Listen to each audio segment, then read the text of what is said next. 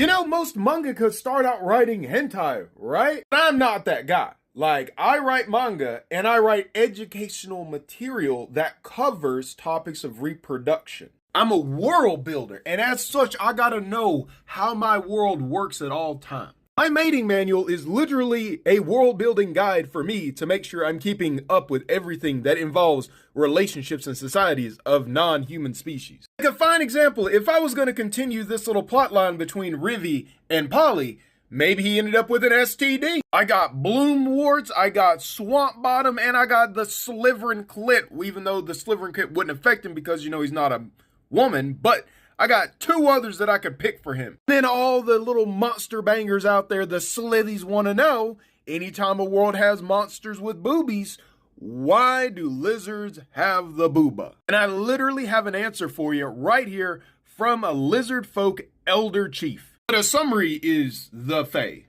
The Fae went and banged a lizard, and then that lizard eventually became the cereal. And even though it serves no reproductive purpose, it does serve a purpose in combat. Because whenever they are fighting non-cereal creatures, especially humans, dwarves, and orcs, who have sexualized the mammariles. When you see a bunch of lizard women running at you with the babas out, and baba dukin', you gonna be looking, and you ain't gonna be paying attention to what's going on. And so now you at a tactical disadvantage. And another example of how I use the mating manual is, let's take the Brimborn, for example. In the Night of Slaughter, we have a Brimborn female named Lucia. And as you can tell, she's a very physical person, asking if they can sleep in a pile together. And this is all done in a non-sexual way.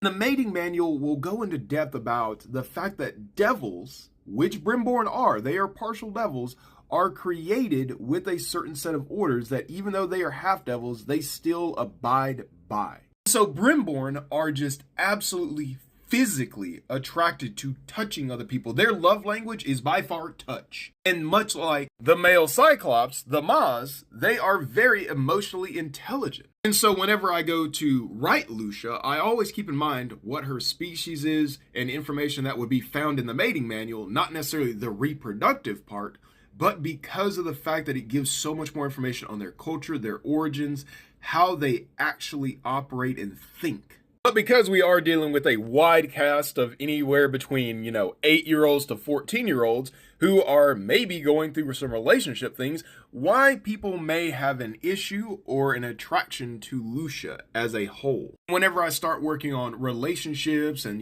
that whole drama situation there with the subplots, that is going to be critical to understanding how their race operates